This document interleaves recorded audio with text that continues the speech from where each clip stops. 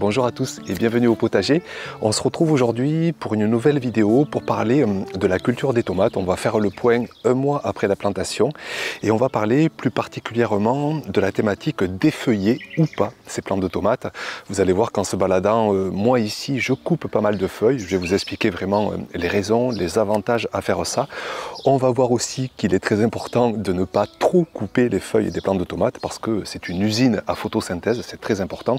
Et comme souvent, il faut trouver la bonne nuance. Donc on commence par les tout premiers, l'occasion de parler de l'effeuillage du bas des plants. Une fois qu'il commence à faire plus de 1 mètre de hauteur, on a les feuilles en bas des plants qui commencent à la fois à vieillir, qui commencent parfois à tomber malades, qui commencent à toucher le sol.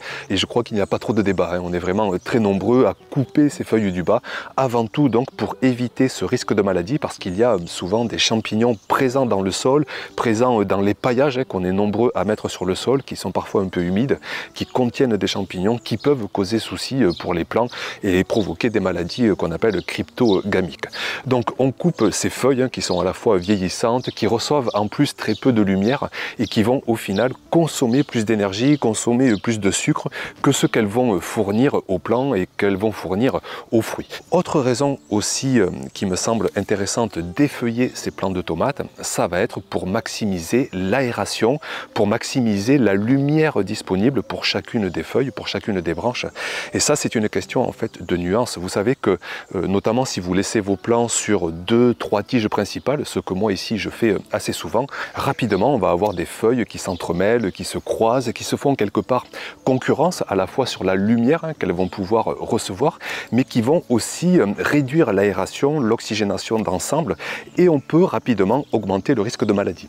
Donc on est là en fait sur le dilemme entre laisser toutes les feuilles pour faire tourner au maximum cette usine à photosynthèse, parce que ces feuilles sont vraiment une vraie usine, un vrai moteur de fertilité. Donc c'est pourquoi il faut en laisser au moins 2, 3, 4 par grappe de fruits, une quinzaine, une vingtaine de belles feuilles sur l'ensemble du plant. Mais ensuite, d'en laisser plus, on peut rentrer sur une trop forte densité et augmenter les risques de maladie, réduire l'ensoleillement optimal. Donc c'est pourquoi moi je me balade avec mon petit sécateur et quand j'ai des plants de tomates qui sont sur 2-3 tiges principales, et bien parfois je vais aller couper une branche, 2 branches, et puis parfois, même bien souvent, j'en élimine aucune parce que la semaine d'avant ou parce que tout simplement mon plant est mené sur une seule tige principale. Ça va dépendre aussi l'espacement que vous avez mis au départ entre chacun de vos plants. Ça me fait penser à Jaco et Lily sur leur chaîne Les bons conseils d'un jardinier. Eux, ils vont planter leurs plants de tomates tous les 30 cm, ce qui représente une très forte densité de plantation. Mais par la suite, ils vont faire beaucoup d'effeuillage. Sitôt que les grappes commencent à arriver à maturité, hop, ils enlèvent les branches au fur et à mesure du plant pour ne laisser que 2-3 feuilles par grappe. Et comme ça, ils arrivent à avoir une production énorme en trouvant un bel équilibre donc de densité de plants, mais aussi un fort effeuillage. Donc moi ici je plante tous les 50-60 cm environ, ce qui est déjà une belle densité. Souvent les professionnels vont distancer encore plus, 80 cm, voire parfois 1 mètre, toujours pour maximiser cette notion d'aération, de lumière, de réduire les risques de maladie. Donc je coupe quelques feuilles pour trouver cette bonne nuance d'ensoleillement, d'oxygénation, et puis rentre en jeu aussi cette notion de consommation en eau. Peut-être que vous l'avez vu dans une précédente vidéo, mais sitôt qu'on a une feuille, elle va transpirer, elle va générer ce qu'on appelle le besoin de transpiration, et c'est le premier besoin en eau pour la culture, pour le potager même. Sitôt qu'on a une culture avec du feuillage, ça va transpirer, ça va consommer de l'eau, ça va pomper de l'eau dans le sol, et quelque part, si on veut préserver au mieux notre ressource en eau, on se doit de trouver le bon équilibre de quantité de feuillage, parce que si on a un feuillage hallucinant, exubérant, et bien tout ça va consommer énormément d'eau, sitôt qu'il fait chaud, qu'il fait sec, qu'il fait du vent. Ce sont des litres au mètre carré par jour. Sitôt qu'il fait chaud, 25 degrés, du vent, c'est 2, 3, 4 jusqu'à 5 litres, voire même plus encore au mètre carré pour que la culture puisse vivre, se constituer et produire des tomates. Donc voilà pour tous les avantages à effeuiller. Après, il est important aussi de citer les inconvénients qu'on pourrait voir à cette pratique. Donc en premier lieu, on pourrait dire qu'on s'éloigne d'une gestion gestion 100% naturelle de la culture. Vous savez, de laisser les plants à eux-mêmes, se débrouiller, sans enlever les gourmands, sans effeuiller, voire même parfois sans les tutorer, vous savez, sans les attacher le long de tuteurs. C'est vrai que dans bien des cas, on peut avoir de très bons résultats, hein, surtout si vous avez un climat assez sec, avec peu de risques de maladie, que vous avez planté avec de bonnes distances. On peut espérer que chaque plant de tomates, que chaque buisson même de tomates propose de très bons résultats, mais il faut vraiment prendre en considération qu'on va maximiser un petit peu le risque de maladie, qu'on va augmenter le besoin en eau, en minéraux dans le sol, et qu'il faut donc, sous condition d'avoir un sol qui soit à la fois très fertile en minéraux essentiels, qu'on aura énormément amendé de fumier, de compost, de paillage, d'engrais organiques, et un sol qui aura une forte ressource en eau, et ça sous les climats les plus secs, c'est parfois difficile, et c'est pourquoi notamment dans ma région, moi je suis dans le sud de la France, les professionnels et bien des amis jardiniers, on effeuille considérablement nos plants de tomates pour réduire le besoin en eau. Donc une intervention sur la culture, oui, qui peut faire penser qu'on s'éloigne d'une gestion 100% naturelle, mais qui ne veut pas dire pour autant qu'on s'occupe mal de son potager. Moi je le reflète souvent comme pour nous, comme pour notre corps. On va être interventionniste, on va prendre soin de nous, on va se couper les ongles, on va se couper les cheveux. Je le vois pareil pour mon potager, intervenir, c'est ce qu'appelle Didier Hemstetter, le potager du paresseux, il appelle ça un potager anthropique de la main de l'homme. C'est comme ça qu'il faut voir aussi notre potager, parce qu'un potager naturel n'existe pas dans la nature, les cultures ne poussent pas dans la nature, elles ont besoin de l'intervention de l'homme, de l'intervention du jardinier, et moi je considère que c'est simplement être attentionné pour la culture que dit intervenir.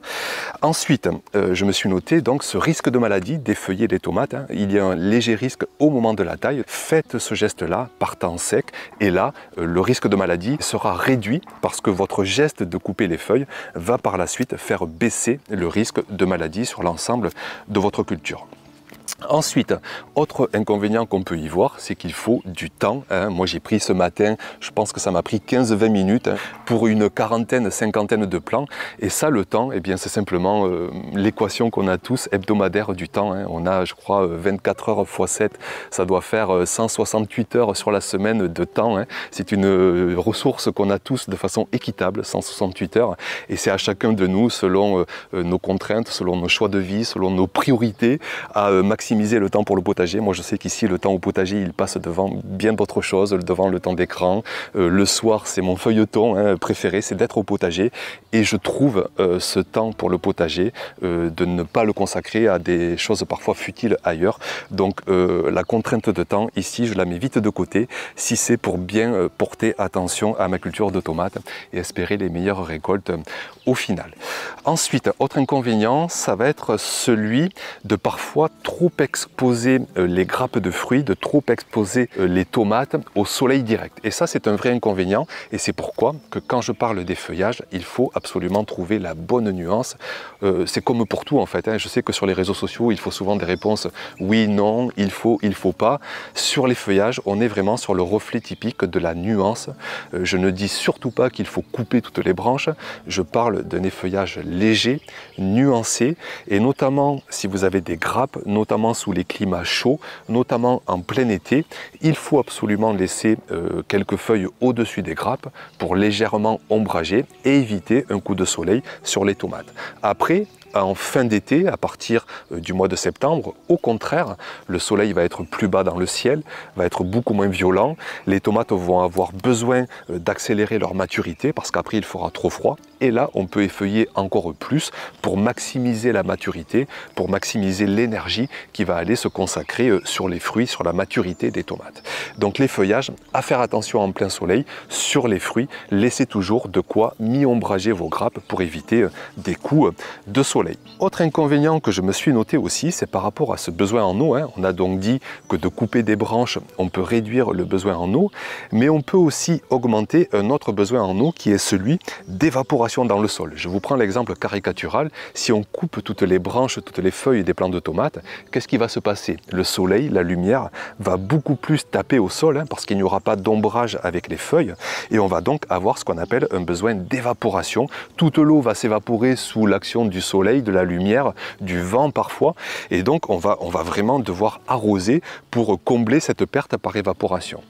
Donc là, ce qu'il faut quand même savoir, c'est que si on coupe les bonnes feuilles, vous savez, celles qui sont au centre, celles qui sont ombragées par d'autres feuilles, ça ne va pas empêcher les autres de faire une ombre au sol et de continuer à baisser l'évaporation dans le sol. Et puis aussi, si vous avez un paillage, moi ici, j'essaie pendant l'été de pailler au maximum. Donc quoi qu'il en soit, mon besoin en eau liée à l'évaporation, il est énormément réduit par le paillage que j'ai au sol.